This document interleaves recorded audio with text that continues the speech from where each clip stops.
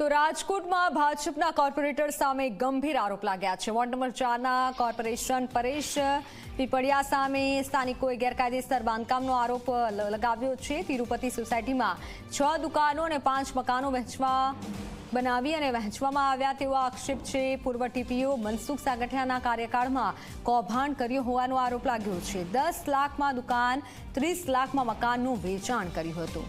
સ્થાનિકો સાથે આમ આદમી પાર્ટીના કાર્યકરો પણ વિરોધમાં જોડાયા છે। કોર્પોરેટર સામે ગંભીર આરોપ લાગ્યા છે।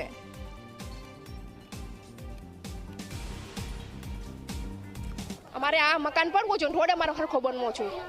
અમારે બહુ સમસ્યા છે રોડની। અમારે રોંગ સાઈડ જવું પડે, પછી અમારે મેમો આપવો પડે, પોલીસવાળા અમને રોકે તો અમારે કંઈ રોડ તો છે જ નહીં, તો અમારે રોડની માગ તો કરવી પડે ને બરાબર। કાયદેસર નથી, એ પડવું જ જોઈએ ભાઈ। હા, મેયર આવ્યા હતા, મેયર તો કાંઈ બોલ્યા જ નહીં ભાઈ। એમ કે હું તો ખોટી આવી ગઈ છું, મારે કંઈ કામ જ નહોતું અહીંયા કે આવીને તો ઊંધું બોલ્યા સીધું પહેલાં કે આ ઈંડાની લારી હટાવવાની હતી। ભાઈ ઈંડાની લારી તો અહીં છે જ ને, બધા હિન્દુ જ રહી છે, ઈંડાની લારી ન હોય। અહીંયા તિરુપતિ બાલાજી પાર્કના રોડ ઉપર આપણે ઊભા છીએ। આ રોડ 18 મીટરનો છે, 18 મીટરનો રોડ છે। અહીંયા સ્થાનિક કોર્પોરેટર દ્વારા રોડ ઉપર દુકાન બનાવી નાખવામાં આવી અને કેનાલ ઉપર મકાન બનાવી નાખવામાં આવ્યા। અમારી પાસે અહીંયા ટીપી ફાઇનલનો અહીંયા નકશો છે, બરોબર। આ જગ્યા ઉપર એને બનાવી નાખી છે અને રોડ ઉપર દુકાનો બનાવેલી લોકો વેચી રહ્યા છે 10-10 લાખ રૂપિયામાં, મકાનો વેચી રહ્યા છે, બરોબર। એ 30-30 લાખમાં વેચી રહ્યા છે અને ત્યાર પછી અહીંયા એક વખત તો પાડી ગયા હતા, અધિકારીઓ આવીને પાડી ગયા, બીજી વખત બનાવી નાખ્યું અને પછી એવું કહે છે કે તમારા આમાં હિંમત હોય તો કાક કરી હલાવીને દેખાડો। આમાં જે અહીંયા 16 મીટરનો રોડ છે એની ઉપર મકાન અને દુકાન બનાવેલા છે અહીંના કોર્પોરેટર શ્રીએ। ગેરકાયદેસર પ્રોપરલી ગેરકાયદે અહીંથી અમે વર્ષોથી અહીંયા રહીએ છીએ અને અહીંથી ઓલરેડી પાણીની લાઈન પણ જાય છે। પાણીની લાઈન ઉપર બનાવેલા છે મકાન અને દુકાનો પરેશભાઈ પીપળિયાએ। અમારી માંગ છે કે અહીંયા આ બધું ડિમોલેશન થાય અને અમારો રોડ જે છે એ અમને પૂરી જે 16 મીટર રોડ અમને મળે અને અહીંના જે પ્રશ્ન છે એ સ્થાનિક પ્રશ્ન અમારો હલ થાય। રાજકોટના વોર્ડ નંબર 4ના ભાજપના કોર્પોરેટર પરેશ પીપળિયા ઉપર ગંભીર આરોપો છે તે લગાડવામાં આવ્યા છે અને તિરુપતિ સોસાયટીની અંદર તેને 6 જેટલી દુકાન અને 5 જેટલા મકાન છે તે બનાવી અને ગેરકાયદેસર રીતે આ બાંધકામ છે તે ટીપી રોડ ઉપર કરી અને આ મકાનો છે તે વેચી દેવામાં આવ્યા હોવાની વાત છે તે સામે આવી રહી છે।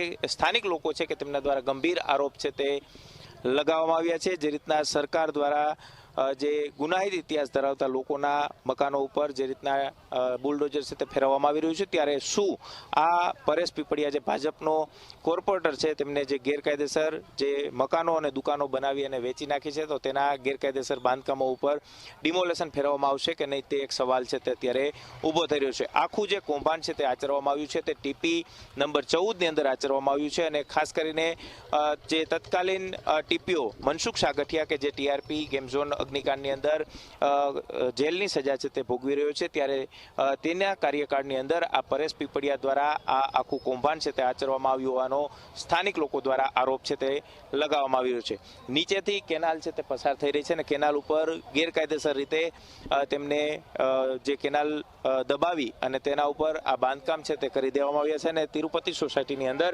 30 લાખ રૂપિયાની અંદર આ દુકાનો અને મકાનો છે તે ગેરકાયદેસર રીતે વેચી દેવામાં આવ્યા છે। સૂચિત સોસાયટીના નામે આ વેચાણ છે તે કરવામાં આવ્યું હોવાનું સામે આવી રહ્યું છે। અનેક સવાલ એ થઈ રહ્યા છે કે શું રાજકોટ મહાનગરપાલિકાની અંદર ભાજપના જ કોર્પોરેટર દ્વારા આ પ્રકારે ગેરકાયદેસર બાંધકામો કરી અને વેચી દેવામાં આવી રહ્યા છે કે નહીં। એટલું જ નહીં, સાથે સાથે વોર્ડ નંબર 4 કે જે રાજકોટના મેયર નૈનાબેન પેટડિયાનો આ વોર્ડ છે ને તેના જ વોર્ડની અંદર કોર્પોરેટર દ્વારા ગેરકાયદેસર રીતે બાંધકામો કરી અને વેચી અને આખું કૌભાંડ છે તે આચરવામાં આવ્યું હોવાના આરોપ છે તે લાગી રહ્યા છે। ત્યારે હવે રાજકોટના મેયર શું પોતાના જ કોર્પોરેટર સામે કડક પગલાં લે છે કે નહીં તે પણ જોવું એટલું જ મહત્વનું રહેશે।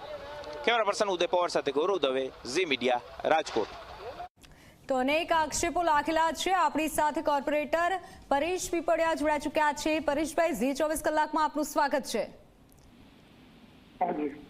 પરેશભાઈ, આપની સામે ગંભીર આક્ષેપો લાગ્યા છે, તે વિશે શું કહેવું છે આપની? સૌપ્રથમ પ્રતિક્રિયા આપ જણાવો। આપણે બેન એમાં કઈ લેવા દેવા નથી, એ લોકોનો શું મુદ્દો છે એ આપણે કઈ જાણતા નથી। પણ આપના વોર્ડમાં આપના વોર્ડમાં જ સ્થાનિકો આ રીતે મહિલાઓ આક્ષેપ કરી રહ્યા છે કે દુકાનો બાંધી દેવામાં આવી છે, કોઈ સુવિધા નથી, તો એ આપની જવાબદારી બને છે ને? પણ અમે જે તે સમયે એ લોકોએ બોલાવ્યા હતા, હું અને મેયર, જી, એટલે ગયા હતા સ્થળ ઉપર, એમના જે બી પ્રશ્ન હોય સોલ્વ કરવાની અમે બાહેંધરી આપી હતી. એ લોકોએ માની લો કે હવે અહીંયા અત્યારે રોડનું જે કામનો પ્રશ્ન એમનો મુખ્ય હતો, 15 જૂને ખોદકામ બંધ થઈ જાય. અમે એમને એ પણ બાહેંધરી આપી હતી કે ચોમાસું પૂરું થાય અને કામ ચાલુ થાય એટલે એમનો જે પ્રશ્ન છે એ સોલ્વ કરી દેવામાં આવશે. એના જે મુદ્દા છે એમાં મારે કાંઈ લેવા દેવા નથી. પણ બાંધકામનો મામલો છે ને, આપ એવું કહી રહ્યા છો કે કઈ લેવા દેવા નથી. તમને લાગે છે કોર્પોરેટર તરીકે આપનો આ જવાબ હોવો જોઈએ કે કઈ લેવા દેવા નથી? સ્થાનિકોનો પ્રશ્ન હલ કરવો આપણી જવાબદારી છે. અરે પણ અમે સ્થાનિકોનો પ્રશ્ન હલ કરવા માટે અમે તૈયાર જ છીએ, અમે ક્યાં ના પાડી. પણ આપ કહી રહ્યા છો ને કે આ પ્રશ્નને લઈને મારે કોઈ લેવા દેવા નથી. વિચારો, મહિલાઓ અત્યારે રસ્તા પર આવી છે. આપે ઝી 24 કલાકની ટીવી સ્ક્રીન જોઈ? બેન સમજો, એ જે બાંધકામનો મુદ્દો કે છે એમાં આપણે કઈ લેવા દેવા નથી. અને એ જે આક્ષેપો કરે છે મારી ઉપર, બરાબર, એ ખોટા આક્ષેપો છે. મારું કહેવાનું એ છે. એમાં પાછા આમ આદમી પાર્ટીના કાર્યકરો પણ જોડાયા છે ને, એ લોકોએ પણ કીધું છે, આક્ષેપો લગાવ્યા છે આપના પર. મારી વાત સાંભળો બેન, એ ચૂંટણી લક્ષી મુદ્દો છે, ચૂંટણી કોર્પોરેશનની માથે આવે છે, બરાબર છે. એટલે આમ આદમી પાર્ટીના લોકો બજારમાં આવ્યા છે. અત્યાર સુધી આમ આદમી પાર્ટીના 5 વર્ષ વીતી ગયા કોર્પોરેશનને. રાજકોટની અંદર ક્યાંય પણ કોઈ આમ આદમી પાર્ટીનો કાર્યકર્તા ક્યારેય લોકોનો મુદ્દો લઈને આવ્યો હોય તો મને બતાવો. જી જી, આભાર આપનો, આભાર આપનો ઝી 24 કલાક સાથે જોડાવા બદલ. તો આપણી સાથે કોર્પોરેટર જોડાયા હતા, જેઓ પર ગંભીર આક્ષેપો લાગ્યા છે. મહિલાઓએ આક્ષેપ લગાવ્યા છે, બાંધકામને લઈને અને અન્ય ઘણા બાબતોને લઈને પણ આક્ષેપો કર્યા છે, પરંતુ તેઓનું કહેવું છે કે મારે આ મુદ્દે કંઈ લેવા દેવા નથી.